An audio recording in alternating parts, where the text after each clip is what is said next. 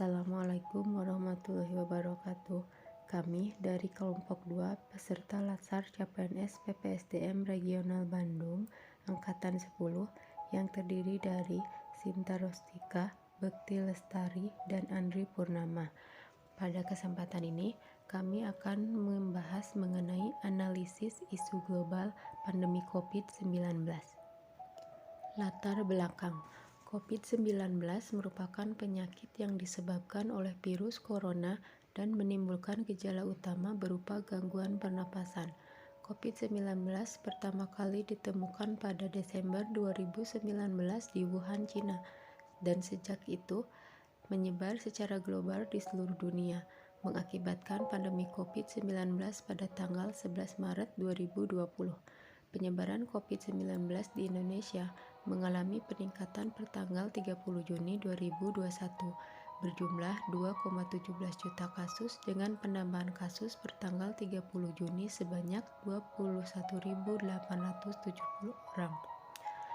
Semakin meningkatnya kasus COVID di Indonesia disebabkan oleh ketidakpatuhan atau kurangnya kesadaran masyarakat mengenai protokol kesehatan, yaitu memakai masker, mencuci tangan, menjaga jarak, menghindari kerumunan, membatasi mobilitas dan interaksi, serta kurangnya antusias masyarakat untuk melaksanakan vaksinasi.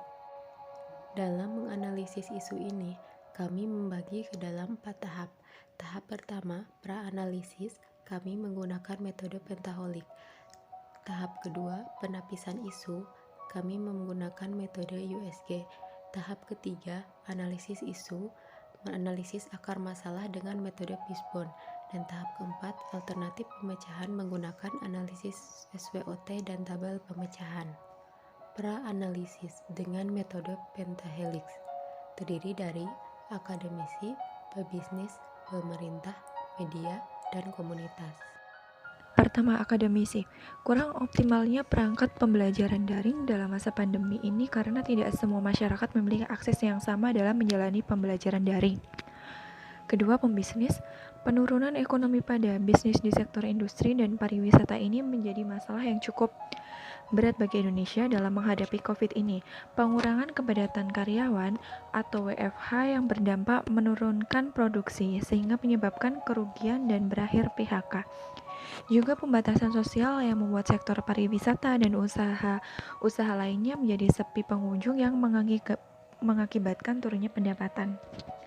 Ketiga, pemerintah. Kebijakan yang ditetapkan oleh pemerintah terkait COVID-19 ini masih menjadi pro dan kontra, karena kebijakan yang dikeluarkan tidak menyeluruh. Misalnya, kebijakan pemerintah mengenai PSBB atau social distancing dimaksud untuk menghentikan atau memperlambat penyebaran penyakit dengan cara mengurangi kontak. Ketiga, media.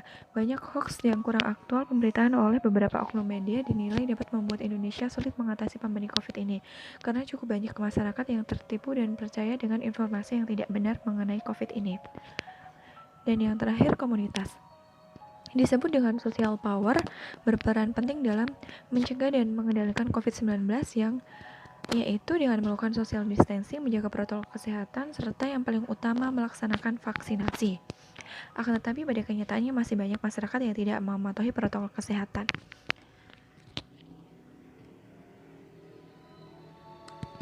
Pemecahan isu dengan metode USG. Yang pertama, lumpuhnya perekonomian, urgensinya dengan poin 3, seriousness-nya poin 4, growth-nya poin 4, dan total 11. Meningkatnya angka kematian yang disebabkan COVID-19, urgensinya memiliki poin 4, seriousness-nya memiliki poin 4, growth-nya mempunyai poin 4 dengan total 12. Hambatan bagi proses pembelajaran mengajar, urgensinya memiliki poin 3, seriusnya poin 4, growth-nya poin 3 dengan total 10. Vaksinasi sebagai langkah tepat untuk mengendalikan COVID memiliki poin urgensi 5, seriousness 5, growth 5 dengan total 15. Kita ke analis akar masalah dengan metode Fishbone. Masyarakat mudah terprovokasi dengan informasi yang belum tentu valid. Banyaknya anggapan COVID hanya rekayasa atau isu tidak halal. Media. Kurangnya informasi vaksinasi COVID-19 ke masyarakat, masih beredar isu negatif tentang vaksin.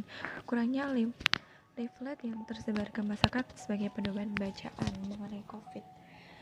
Untuk akademisi, kurang bimbingan dan penyuluhan terhadap masyarakat. Pemerintahan kurang sosialisasi, kurang koordinasi lintas sektor, sehingga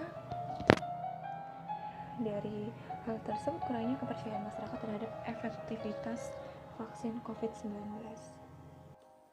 Alternatif pemecahan dengan metode SWOT, Strength. Kebijakan pemerintah menetapkan kesehatan sebagai sektor prioritas dalam penopang perekonomian. Adanya dukungan pemerintah dalam pelaksanaan vaksinasi COVID-19. Keinginan masyarakat untuk mengakhiri pandemi COVID-19. Weakness. Kurangnya sosialisasi terhadap masyarakat, baik banyak yang beranggapan vaksinasi belum tentu efektif. Keterbatasan akses untuk menjangkau seluruh masyarakat di Indonesia. Masih banyak masyarakat yang ragu akan kehalalan vaksin sehingga menolak untuk divaksin. Opportunities. Pemberian vaksin diberikan secara gratis kepada masyarakat. Adanya keterbukaan melakukan vaksinasi baik dari pemerintah maupun dari tenaga kesehatan.